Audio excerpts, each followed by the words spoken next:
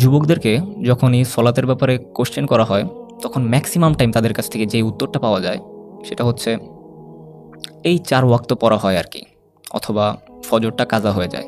কেন? কারণ সকালে উঠতে পারি না। আর এটা ১ দিন ২ দিন না, ফ্রিকুয়েন্টলি হচ্ছে। সমস্যাটা কিন্তু বিশাল। এখন প্রশ্ন হচ্ছে, আপনিও কি এই সমস্যার মধ্যেই আছেন কিনা? যদি থেকে থাকেন তাহলে এটার সলিউশন কি? সাধারণত আমরা ফজরে উঠার জন্য ১টা বা ২টা অ্যালার্ম সেট করাকেই আমাদের একমাত্র কাজ মনে করি। যদি আপনারও এমনই মনে হয় তাহলে আপনি এখনও প্রবলেমের রুটে পৌঁছাতে পারেননি। কারণ ফজরের সলাতে উঠার মূল রহস্য হচ্ছে রাতে তাড়াতাড়ি ঘুমানো।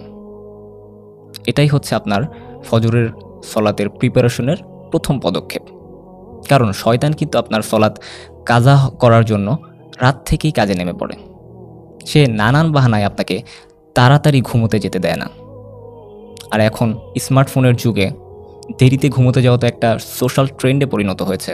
বিশেষ করে তরুণদের কথা যদি বলি, ইউটিউব, ফেসবুক ঘুরতে ঘুরতে ক্লান্ত হয়ে যখন তারা ঘুমোতে যায় তখন রাত প্রায় ১টা কি ২টা বাজে। এখন আপনিই বলুন, যার ঘুমাতে ঘুমাতে রাত ১২টা পার হয়ে যায় তার জন্য কি ফজরে ওঠা সহজ হবে? কখনো না। ইভেন আমরা যদি আমাদের রোল মডেল, আমাদের আদর্শ রাসূলুল্লাহ সাল্লাল্লাহু আলাইহি ওয়াসাল্লামের লাইফস্টাইল দেখি, আমরা দেখতে পাবো যে তিনি এশার পরে কথাবার্তা বলা বা অন্যান্য কাজকর্ম করাকে কিন্তু অপছন্দ করতেন। এমনকি অনেক ফাঁকি এশার পরে বিনা কারণে জেগে থাকাকে মাকরু বলেছেন। তাই সত্যিই যদি আপনি ফজরের সলাত পড়তে চান, দৃঢ় প্রতিজ্ঞ হন, সেক্ষেত্রে আপনাকে অবশ্যই ১০টার মধ্যেই ঘুমিয়ে পড়তে হবে। এবং অবশ্যই ঘুমানোর সময় সাথে আপনি স্মার্টফোন নিতে পারবেন না। কারণ আপনি যদি ঘুমানোর আগে স্মার্টফোন ইউজ করেন সেক্ষেত্রে আপনার ঘুমে সমস্যা হবে। স্মার্টফোনের স্ক্রিন থেকে একটা নীল আলো বিচ্ছুরিত হয়, যেটাকে আমরা ব্লু রে নামে চিনি।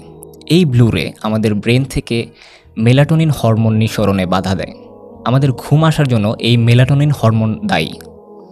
যখন আপনার মেলাটোনিন হরমোন নিঃসরণে বাধাগ্রস্ত হচ্ছে তখন কিন্তু আলটিমেটলি আপনার ঘুমে প্রবলেম হচ্ছে। তাই আপনার ঘুমানোর সময় অবশ্যই স্মার্টফোন নিজের কাছ থেকে বা শোয়ার স্থান থেকে দূরে রাখুন। এরপরে আরেকটা ইফেক্টিভ উপায় হচ্ছে একটা অ্যালার্ম সেট করুন, এবং ফোন আপনার কাছ থেকে দূরে থাকায় আলটিমেটলি ঘুমের মধ্যেই আপনি কিন্তু অ্যালার্ম অফ করে আবার ঘুমিয়ে পড়তে পারছেন না। আপনাকে অ্যালার্ম বন্ধ করতে হলে কয়েক কদম হেঁটে তারপর অ্যালার্ম বন্ধ করতে হচ্ছে। এতে করে আপনার ঘুমের ভাব অনেকটাই কেটে যাবে ইনশাআল্লাহ। সর্বশেষ যেই পয়েন্টটা বলবো সেটা হচ্ছে নিয়মিত ফজরের সলাত আদায় করে এমন একজনের সহযোগিতা নেওয়া। এটা হতে পারে আপনার পরিবারের কোনো সদস্য, অথবা আপনার বন্ধু, অথবা প্রতিবেশী। তাকে বলুন ফজরের সলাতের সময় একটা ফোন কল অথবা কলিং বেল অথবা যে কোনো মাধ্যমে আপনাকে যেন ডেকে দেয়। এতে করে আপনিও তার মতোই ফজরের সলাতে নিয়মিত হতে পারবেন যদি আল্লাহ তৌফিক দেন। তাহলে আমাদের সম্পূর্ণ আলোচনাটাকে যদি সংক্ষেপ করি, আমরা 4টা পয়েন্ট পাই। প্রথম পয়েন্ট হচ্ছে এশার পরপরই ঘুমানোর প্রস্তুতি নেওয়া এবং রাত 10টার মধ্যেই ঘুমিয়ে পড়ার চেষ্টা করা।